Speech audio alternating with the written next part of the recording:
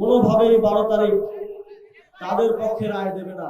তারা অনেক প্ল্যানের কথা বললেও গত 17 মাসে তারা তাদের কার্যক্রমের মাধ্যমে প্রমাণ করে দিয়েছে যে তারা বাংলাদেশে আগামী দিনে কি করতে চায়। সুতরাং 17 মাসের অভিজ্ঞতা থেকে বাংলাদেশের জনগণকে ন্যায় ও ইনসাফের পক্ষে, দুর্নীতি চাঁদাবাজি রুখে দিতে ঐক্যবদ্ধ হওয়া, জুলাই গণঅভ্যুত্থানের শরিক বাংলাদেশের গণতান্ত্রিক আন্দোলনের নেতৃত্ব দেয়া 11টি রাজনৈতিক দলের যে ঐক্য, দেশ ও জাতির স্বার্থে 11টি রাজনৈতিক দলের অনেক ত্যাগের মধ্য দিয়ে যে ঐক্য সাধিত হয়েছে, সেই ঐক্যকে বিজয়ী করে আনতে হবে।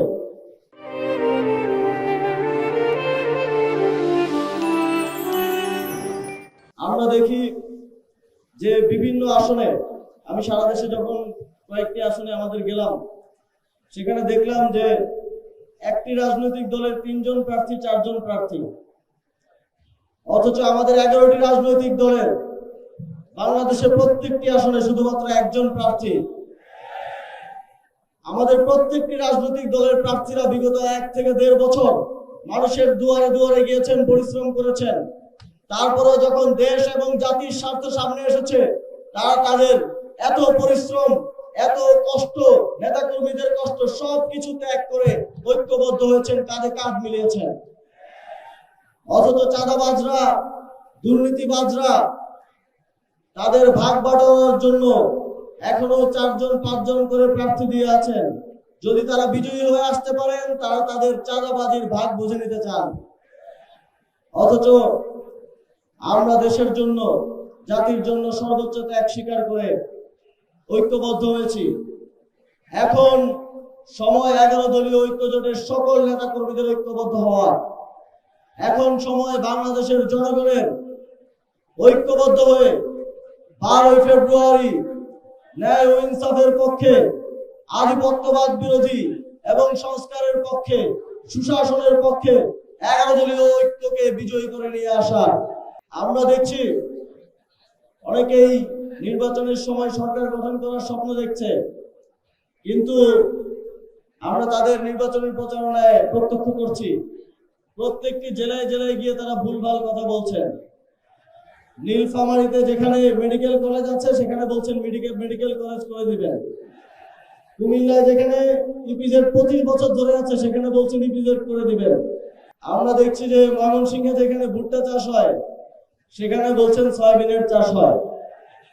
আপনারা যেই দেশকে জানেনই না, এই দেশের কোথায় মানুষের কি সমস্যা, কৃষকের কি সমস্যা, মেহনতি মানুষের কি সমস্যা, সেটাই আপনারা জানেন না, তাহলে কিভাবে আপনারা স্বপ্ন দেখেন যে আপনারা এই দেশকে মুক্তি দিবেন?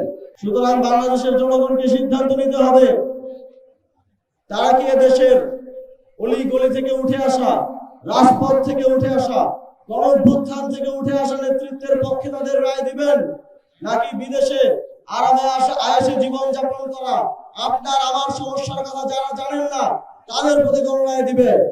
আমরা আজকে যেই আসনে দাঁড়িয়ে আছি, সেই আসনে একজন প্রার্থী হচ্ছেন জুলাই গণঅভ্যুত্থানের 1 দফার ঘোষক, আমাদের জাতীয় নাগরিক পার্টির আহ্বায়ক এবং জুলাই গণঅভ্যুত্থানের সম্মুখ সারি থেকে বাংলাদেশের জনগণকে মুক্তির পথে নেতৃত্ব দেয়া মোহাম্মদ নাহিদ ইসলাম ভাই। এবং অন্যদিকে যিনি প্রার্থী আছেন তার অনেকগুলো নাম আছে, আপনারা আমার থেকে ভালো জানেন। একটা হচ্ছে ভূমিদস্যু, আরেকটা হচ্ছে চাঁদাবাজ, আরেকটা হচ্ছে মামলা বাণিজ্য করেছে না মামলা বাণিজ্য, আরেকটা হচ্ছে বিদেশি নাগরিক।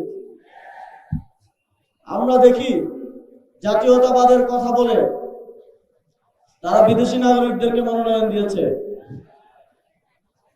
ভানুয়াতু নামক একটি দেশে, যেখানে সাধারণত যারা লুটপাট করে, যারা জনগণের অর্থ আত্মসাৎ করে, কুক্ষিগত করে সম্পদ গড়ে তোলে, তাদের সেই অর্থ গচ্ছিত করার জন্য কিছু জায়গা আছে, ট্যাক্স ফ্রি, তারপরে নানা ধরনের সুযোগ সুবিধা তারা পায়।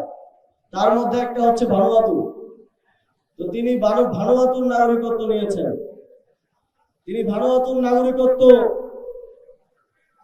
শুধু সেখানে থাকার জন্য নেন নাই, তিনি নিয়েছেন আপনাদের এখান থেকে এমপি হয়ে এই এলাকা থেকে লুটপাট করা, চাঁদাবাজি করা, ব্যবসায়ীদেরকে মামলা দিয়ে মামলা বাণিজ্য করা, অর্থ সেখানে গচ্ছিত করার জন্য। আপনারা কি এমন কাউকে আপনাদের নেতৃত্ব নির্বাচিত করবেন যিনি এখন থেকেই প্রস্তুতি নিয়ে আছেন আপনাদের অর্থ কিভাবে ভানুয়াতে পাঠাবে? সুতরাং বন্ধুগণ, আগামী 12ই ফেব্রুয়ারি আপনাদেরকে সিদ্ধান্ত নিতে হবে, আপনাদেরকে রায় দিতে হবে। গণতন্ত্রের পক্ষে, ইনসাফের পক্ষে, ন্যায়ের পক্ষে, আপনাদের মুক্তির পক্ষে আপনাদেরকে এমন নেতৃত্ব বেছে নিতে হবে যারা আপনাদেরকে নতুন বাংলাদেশ উপহার দিবে। এমন নেতৃত্ব বেছে নিতে হবে যারা 5ই আগস্টের পূর্বে যেভাবে বাংলাদেশ চলেছে এবং তারপরে গত 17 মাস যেভাবে চাঁদাবাজি করেছে, সেই দিন যেন আপনাদেরকে আর না দেখতে হয়, তা আপনাদেরকে নির্ধারণ করতে হবে।